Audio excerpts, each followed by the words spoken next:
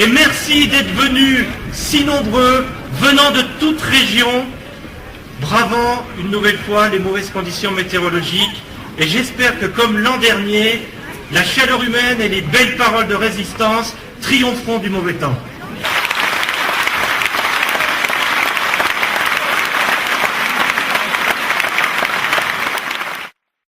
Depuis quelques mois, les destructions des acquis du programme du Conseil national de la résistance s'accélèrent dramatiquement et génèrent de plus en plus de misère et de pauvreté.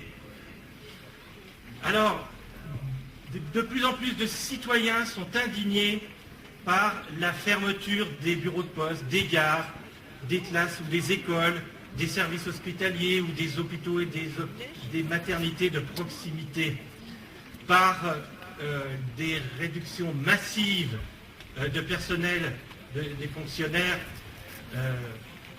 au détriment du service public de plus en plus menacé. Sont indignés par le non-respect des salariés refusant de travailler plus, dont certains de ces salariés sont malheureusement parfois acculés au suicide. Et aujourd'hui, on demande aux salariés de travailler bien au-delà de 60 ans, ce que la majorité refuse. Sont indignés par le démantèlement de la sécurité sociale, avec l'arrivée des assurances privées dans les assurances complémentaires et dans les mutuelles, par l'augmentation du forfait hospitalier, par les déremboursements, par les franchises médicales. Sont indignés par les mesures honteuses, oui, honteuses, prises à l'égard des étrangers, en particulier à l'égard des Roms, à partir du discours de juillet à Grenoble.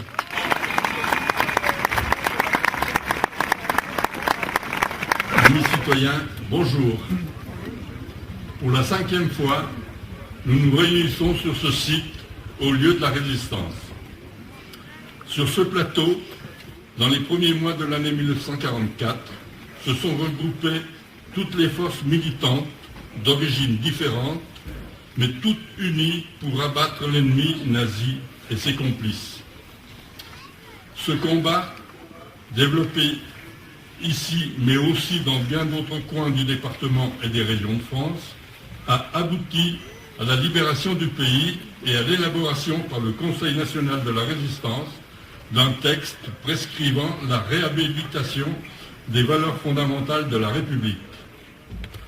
La mise en œuvre des principes énoncés dans ce document est à l'origine de toutes les avancées de la législation d'après-guerre. Ainsi, le plateau des Glières, où bien sûr sont honorés les faits d'armes des combattants de l'époque, porte aussi le symbole du retour de la République après la sinistre séquence de 4 années de l'État français où la formule « travail, famille, patrie » avait remplacé la devise « liberté, égalité, fraternité ».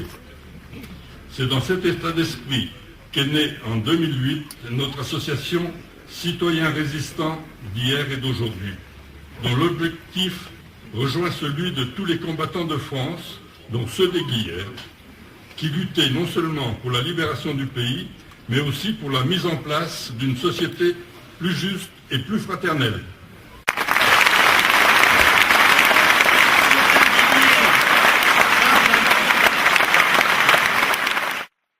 Il y a un peu plus d'un an, le 8 avril 2010, un homme est venu sur ce plateau. Et 3 ans plus tôt, il avait déjà amené aux Glières beaucoup de micros et beaucoup de caméras. histoire de transformer les morts en bulletins de vote. Mais l'année dernière, cet homme a fait pire encore. C'est là où la barbarie nazie avait massacré ceux des Glières qu'il a osé répéter, comme il l'avait fait à la Chapelle-en-Vercors en 2009, ce discours insupportable sur l'identité nationale au relent vichysois. C'est ici même qu'on l'a entendu dire des phrases telles que celles que je vais vous citer. Un Français reconnaît d'instinct une pensée française. Ce n'est pas du Drier-La Rochelle, c'est du Nicolas Sarkozy. Et que nous venons ici, aux Glières, non pas pour récupérer, pour déformer, pour trahir la mémoire de la résistance, mais pour la faire vivre. Souvenons-nous. Rappelons-nous que sans le fichier anthropométrique des Roms et des gens du voyage, institué par une loi de 1912, il aurait été infiniment plus difficile de les rafler dans les années 40 et de les expédier dans les camps de la mort. C'est en amont que se prépare ce qui rend possible ensuite l'innommable. Rappelons-nous que quand un chroniqueur raciste sur, hélas, une télévision de service public énonce comme une évidence que la plupart des trafiquants sont noirs ou arabes, comme en d'autres temps on répétait lourdement que la plupart des banquiers seraient juifs, le terrain où pousse cette ignominie a été préparé par un ministre, par le ministre Portefeux, qui trouvait que ce n'était pas grave quand il n'y avait qu'un arabe, mais quand ils étaient beaucoup, ça posait problème. Mesdames, Messieurs, je suis très sensible à l'invitation des organisateurs avec mes amis de Maquisards, dont vous avez pu sans doute voir dans l'exposition et le débat l'importance. Et c'est pour moi un honneur de prendre la parole à ce rassemblement de l'espérance. Je vous en remercie. Je vous transmets le salut de la résistance unie corrézienne, qui a édifié un mémorial de la résistance et de la déportation, dont la Croix de Lorraine, peut-être unique en France, comporte 2 montants représentant les francs-tireurs et partisans et l'armée secrète, dont les 17 000 combattants libérèrent par leur propre force notre département. L'importance de la résistance était telle que l'occupant nazi disait de notre département « Corrèze, petite Russie ». Ce qui nous rassemble aujourd'hui, c'est le programme du CNR, les jours heureux adopté le 15 mars 1944, la création le 27 mai 1943 du CNR par Jean Moulin avait légitimé le général de Gaulle que Roosevelt et Churchill, nos alliés, voulaient écarter. Nous étions loin à ce moment du cours d'un fleuve tranquille, comme l'a si bien démontré Daniel Cordier. Mais la résistance ne céda pas. Elle fit front et son combat fut victorieux. Cette expérience, d'ailleurs, nous aidera aujourd'hui. Ce programme, le gouvernement de la résistance le mit en œuvre dès la libération.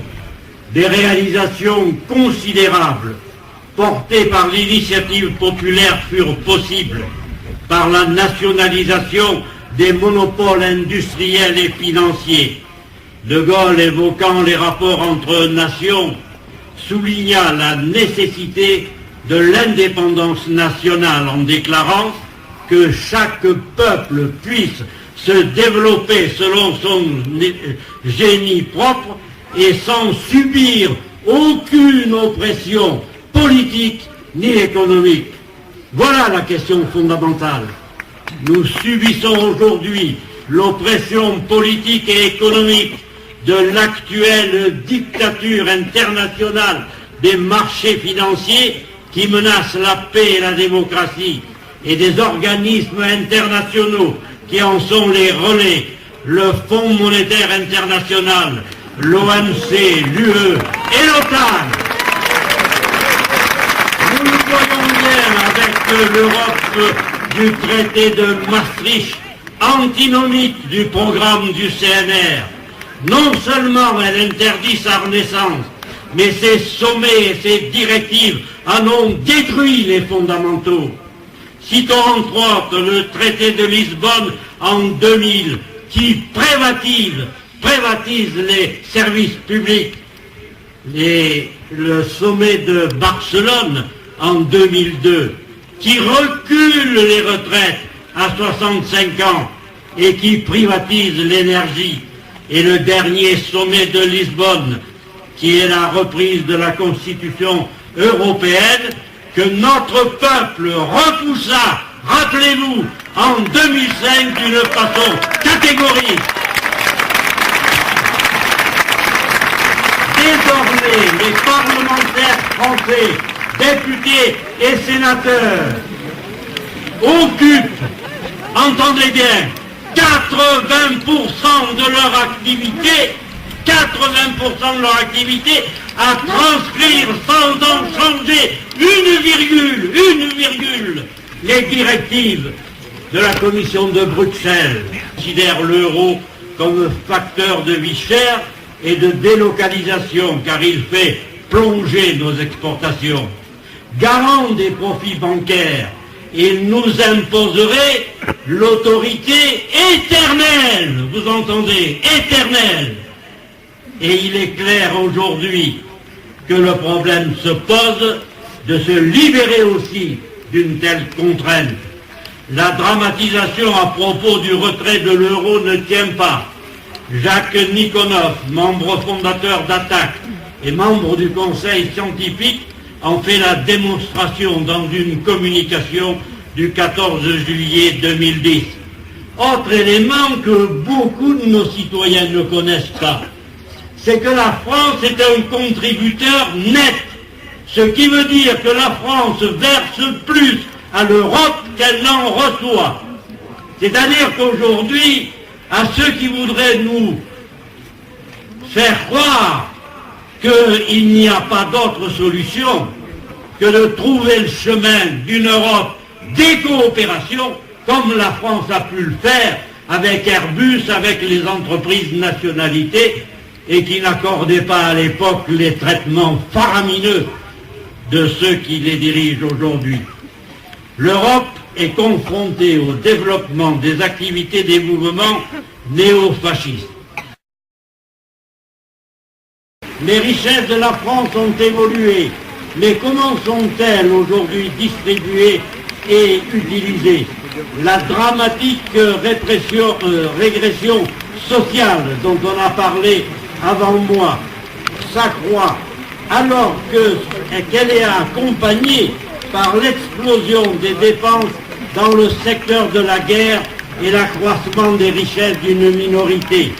Le coût de la guerre évolue avec l'amplification des agressions guerrières. L'engagement de la France en Afghanistan s'est élevé à 1,136 milliard d'euros en 2009, soit une augmentation de 40% sur 2008. Autre exemple, l'intervention du porte-avions Charles de Gaulle en Libye coûte 1,440 milliard d'euros chaque jour. Il est clair qu'en même temps, les profits des riches ont également augmenté. Le magazine Challenge, dont j'ai ici une des publications, publie la liste des 50 plus grandes fortunes de France. Il y a bien sûr Bolloré et Bettencourt.